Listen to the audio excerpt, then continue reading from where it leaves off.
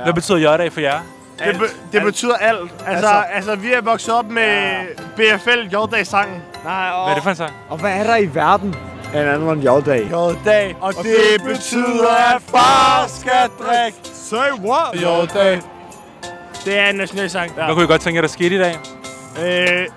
En hyggelig dag med masser af julebryg.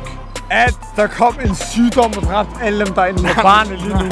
Sygdom? Ja, fordi altså, barnet er helt fyldt i dag. Ja. Det der, altså, slår dem alle ihjel, og så kommer vi ind. Og så kommer vi ind. Og så tager vi det selvfølgelig ikke. Det er selvfølgelig ikke alle, der døde. Nej, jo alle sammen. Nej. Og så vil jeg købe. Jeg vil købe øl, J-dag-øl. Vi vil donere en rigtig mange penge til samfundet.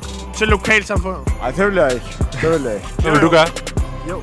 Hvis vi køber øl, så donerer vi til samfundet. Så vil jeg drikke den. Jeg vil drikke øl nu. Hvordan kan det være, at unge mennesker drikker så meget, tror jeg? Jeg tror, der er en stor alkoholkultur i Danmark. Vi har for at hjælpe unge mennesker med at føle sig tryg, og hvis de ikke lige ved, hvordan de skal få hjælp, og hvis de ikke ved, hvordan de skal kontakte mor og far, så vil de hjælpe med at bestille en taxa eller andet. Jeg meldte mig til, fordi jeg selv har været aktiv natteleder. Jeg føler, at jeg har brug for at gøre en forskel. Man kan komme med, hvis man søger på natterammen.dk eller ungerammen.dk. Jeg synes, det er et vigtigt initiativ. Det er vigtigt at kunne hjælpe andre. Det er jo nogen på vores egen alder, så vi møder folk i øjenhøjde. Vi sørger for, at folk har det godt.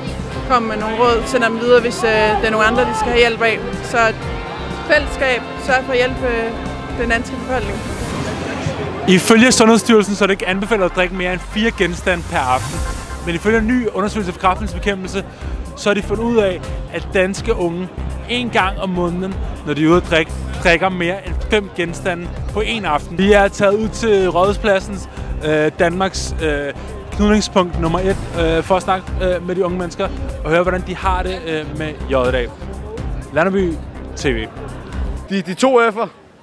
Fulde og flinke. Jeg har mest af alt for at fejre J-dag og for hyggens skyld. Det fedeste ved J-dag, det er nok sammenholdet mellem menneskerne, der er her, og at alle er både fulde og flinke. Vil I snakke med nogen, som synes, at folk i Danmark drikker alt for meget? Hvad tænker I om det? At folk drikker for meget i Danmark er måske en reel pointe, men jeg vil til gengæld sige, for eksempel skal folk godt være mere asociale, når de er ædru, og snakke mere med hinanden, og folk de ikke kender, når de har fået et par genstande eller 3. Men for mange mennesker er det nemmere ligesom kunne sige sjove ting og være sig selv, når man har drukket et par genstande. Men selvfølgelig kan man godt have det sjovt, uden at have drukket. Hvad er din yndlingsting ved din ven? Han er meget ærlig og meget stille og rolig. At han ikke er oppe i 8. gear konstant. Hvad med dig? Jeg elsker, at han er ærlig. Man kan stole på ham. Selvom han godt kan være sjov. Han kan være sjov og ærlig på den samme tid. Så det elsker jeg. Nice. Hvad skal I lave i aften? Ja, vi skal nok bare drikke og hygge os. Drikke et par bajer. We're from Sweden. We're trying the Jylland. It's a big thing in Copenhagen. Yeah. We've seen it through social media. Free beer. Free beer? Yeah. Free beer, but I don't see any free beer. Where's free beer? What's the best thing about Denmark? Only the ferries. Yeah! Oh, sorry. Can I be on the camera? Sure. All right, my name is Wilmer. I love this day. Beer, Copenhagen. Yeah, I love this.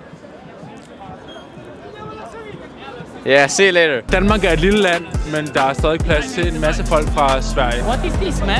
Landerby TV. Nej, for helvede. Jeg ved faktisk ikke, hvad J-dag er. Det gør jeg faktisk. Det lærer jeg meget i folkeskolen med mine venner og sådan noget. Free tammelilom. Hvad kunne være det bedste, der skete i aften? At der ikke skete slåskampe. Det er det bedste. Ikke slåskampe. Det gider vi ikke her. Fuld ud hygge, og det er bare det. Har I mange følgere? MSA! Takeover! Takeover! Det var clothing brand. Det var clothing brand. Laver I tøj? Ja. Hvad er I inspireret af? Meget af, street style. Cortez.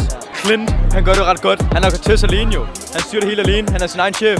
Tjener penge hver dag. Hvad vil godt tænke jer at opnå? At folk går med sprayen. Alle går med sprayen. Ikke pengene. Altså, vi kan se, at folk godt kan lide det. Ja. 100%. Det betyder mere for os end pengene. Alle jer derude, lad være med at drikke. Og bliv muslimer og bliv gode mennesker.